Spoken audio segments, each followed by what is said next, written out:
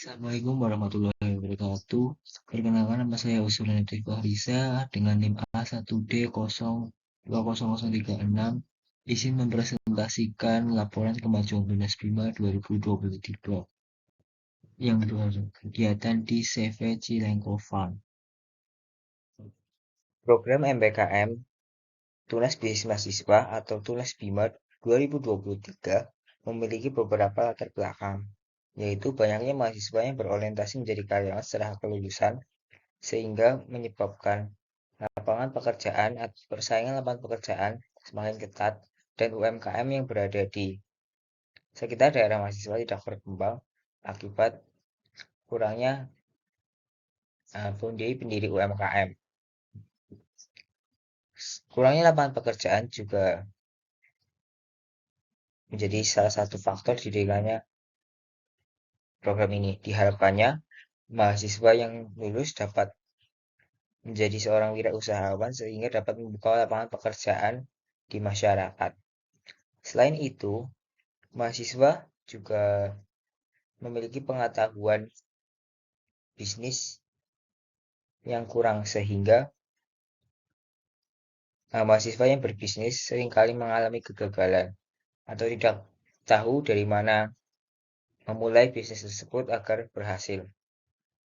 Oleh karena itu, program ini juga menggandeng mitra-mitra yang sudah berpengalaman dalam bisnis, terutama bisnis di dunia pertanian. Kegiatan berikutnya yaitu pembuatan media tanam. Dilakukan dengan mencampurkan tanah, sekam, dan pupuk kandang dengan perbandingan 3:1:1 sehingga merata.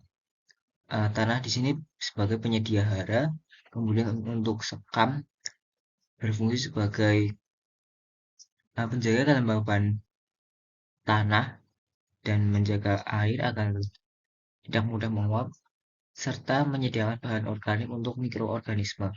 Kemudian untuk pupuk kandang sendiri yaitu berfungsi sebagai penambah bahan organik yang kemudian dapat diuraikan menjadi unsur hara oleh bakteri yang terkandung dalam pupuk kandang tersebut.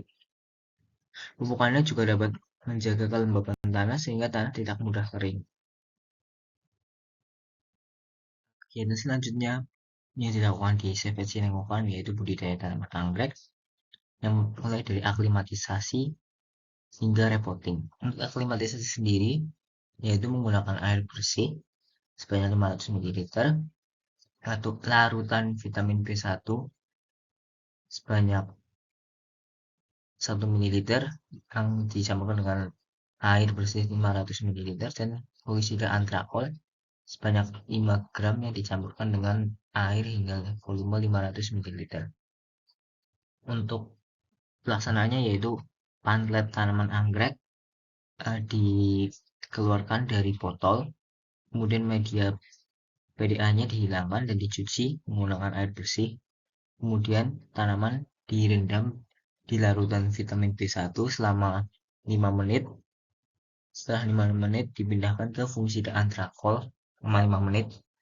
Vitamin B1 berfungsi agar akar tanaman mudah beradaptasi dan terangsang sehingga menumbuhkan akar baru, dan fungisida antrakol berfungsi untuk menghindarkan tanaman dari penyebaran jamur.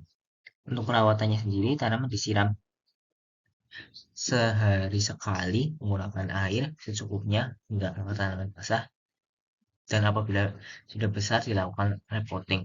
Untuk proses repottingnya sendiri dilakukan dengan cara mencopot tanaman dari pot yang kemudian tanaman dibersihkan dari akar-akar yang mati dan direndam di larutan fungisida antrakol untuk mencegah tumbuhnya jamur. Kemudian tanaman dimasukkan dalam pot yang lebih besar dengan media tanam yang sudah disterilkan dengan cara direbus dan dijemur untuk mencegah penyebaran jamur. Kegiatan utama di CV Cilengko Farm yaitu kegiatan pasca panen lemon. Untuk pasca panen lemon sendiri terdapat 4 tahap, yaitu pemotongan tangkai atas yang dilakukan dengan cara memotong tangkai buah lemon bagian atas menggunakan gunting tanaman. untuk mencegah terjadinya benturan antar buah lemon sehingga dapat merusak buah lemon. Kemudian setelah dipotong, buah akan dicuci. Setelah digrading pertama, pencucian tersendiri berfungsi untuk menghilangkan kotoran pada buah sehingga buah lebih tahan lama. Kemudian untuk grading sendiri dipisahkan berdasarkan kondisi buah yang masih baik atau tidak berkarat dan buah yang rusak dan tidak berkarat dengan bentuk yang tidak teratur. Untuk buah yang baik sendiri akan dijual dengan segar, dan buah yang tidak beraturan atau berkarat akan diperas untuk diambil sari.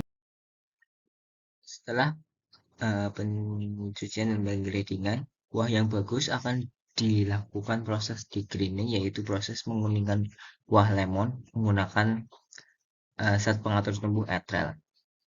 Buah lemon direndam ke dalam larutan etrel dengan dosis 10 ml per 10 liter selama 15 menit. Buah kemudian ditiriskan lalu didiamkan ditutup rapat tanpa terkena sinar matahari selama 3-5 hari untuk merangsang senyawa zat PT etrel agar menguningkan buah. Buah kemudian dibuka bungkus penutupnya lalu dilakukan penggradingan kedua berdasarkan berat dari buah, yaitu grade A lebih dari 250 gram, grade B antara 250 gram sampai 160 gram, grade C kurang dari 160 gram, dan buah yang rusak atau busuk yaitu berwarna hijau dan berpenampilan berkarat dan tidak menarik.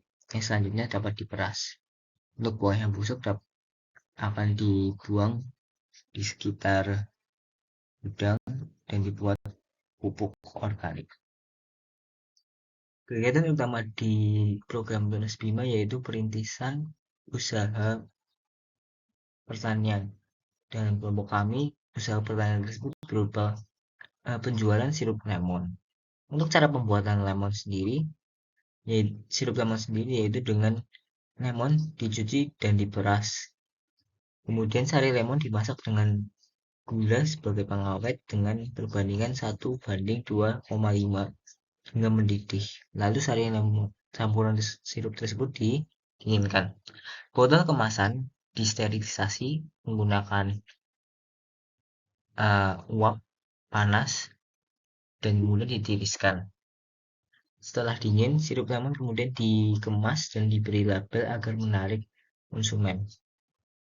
Untuk penjualan kami dilakukan selama 2 bulan karena keterlambatan dana yang turun dari fakultas.